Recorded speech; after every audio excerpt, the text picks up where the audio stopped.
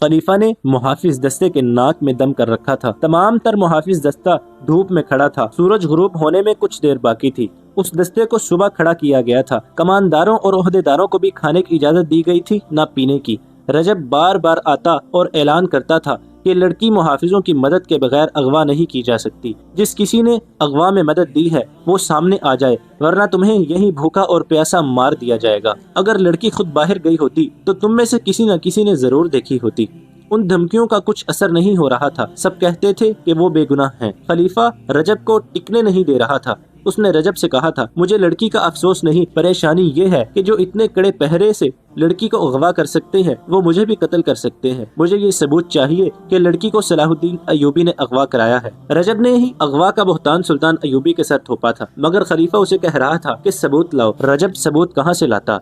उसकी जान पर बन गई थी। वो एक बार फिर मुहाफिज दस्ते के सामने गया। गुस्से से वो बावला हुआ जा रहा था। वो कई बार दी हुई धमकी एक बार फिर देने ही लगा था कि दरवाजे पर खड़े संतरियों ने दरवाजे खोल दिए और ऐलान किया, अमीर मिस्र तशरीफ ला रहे हैं। बड़े दरवाजे में सुल्तान अयूबी का घोड़ा दाखिल हुआ। उसके आगे 2 मुहाफिज सवारों के घोड़े थे। 8 सवार पीछे थे, एक दाएं और बाएं था। उनके पीछे सुल्तान अयूबी के हाकिम और मुशीर थे। उनमें अली बिन सुफियान भी था। रजब ने खलीफा को इत्तला भेज दी कि सलाहुद्दीन अयूबी आया है। सब ने देखा कि सुल्तान अयूबी के इस जुलूस के पीछे 4 पहियों वाली एक गाड़ी थी, जिसके आगे 2 घोड़े जुते हुए थे। गाड़ी पर 2 लाशें पड़ी थीं, एक सीधी और दूसरी उल्टी। तीर अभी तक लाशों में उतरे हुए थे। उन लाशों के साथ वो 3 छुतर सवार थे जिन्होंने उन हबशियों को मारा था।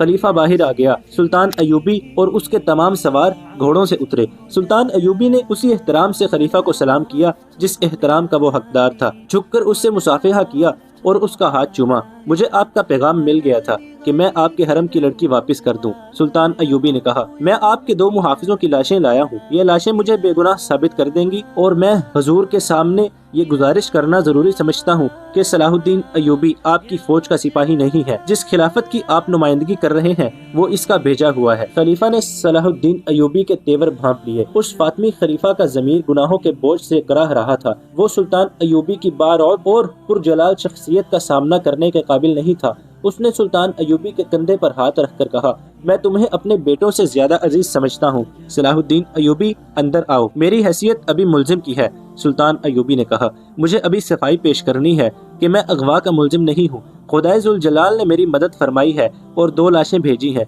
ये लाशें बोलेंगी नहीं, उनकी खामोशी और उनमें उतरे हुए तीर गवाही देंगे कि सलाहुद्दीन अयूबी इस जुर्म का मुजरिम नहीं है जो किसी खिलाफत में सरजद हुआ है। मैं जब तक अपने आप को बेगुनाह साबित न कर लूंगा अंदर नहीं जाऊंगा। वो लाशों की तरफ चल पड़ा। खलीफा खींचा हुआ उसके पीछे पीछे गया। थोड़ी दूर 400-450 नफरी का मुहाफिज दस्ता खड़ा था। सुल्तान अयूबी ने लाशें उठवाकर उस दस्ते के सामने रख दी और बुलंद आवाज से कहा, 8-8 सिपाही आगे आओ और लाशों को देखकर बताओ कि ये कौन है। पहले कमानदार और ओहदेदार आए। उन्होंने लाशें देखकर उनके नाम बताए और कहा, ये हमारे दस्ते के सिपाही थे। उनके बाद 8 सिपाही आए। उन्होंने भी लाशों को देखकर कहा कि ये उनके साथी थे। 8 और सिपाही आए, फिर 8 और आए। इसी तरह 8-8 सिपाही आते रहे और बताते रहे कि ये लाशें उनके फुला साथियों की है। सलाहुद्दीन अयूबी, खलीफा ने कहा, मैंने मान लिया है कि ये लाशें किसरे खिलाफत के 2 मुहाफिजों की हैं। मैं इससे आगे सुनना चाहता हूँ कि इन्हें किसने हलाक किया है। सलाहुद्दीन अयूबी ने उस गश्ती संतरी से जिसने उन्हें हलाक किया था कहा कि अपना बयान दोहराए। उसने सारा वाकया खलीफा को सुना दिया। वो खत्म कर चुका तो सुल्तान अयूबी ने खलीफा से कहा, लड़की मेरे पास नहीं लाई गई, वो सुडानी हबशियों के मेले में फरोख्त होने के लिए गई है। खलीफा बेचैन हुआ जा रहा था। उसने सलाहुद्दीन अयूबी से कहा कि वो अंदर चले। सुल्तान अयूबी ने अंदर जाने से इनकार कर दिया और कहा, मैं उस लड़की को जिंदा या मुर्दा बरामद करके आपके हुजूर हाजिरी दूंगा।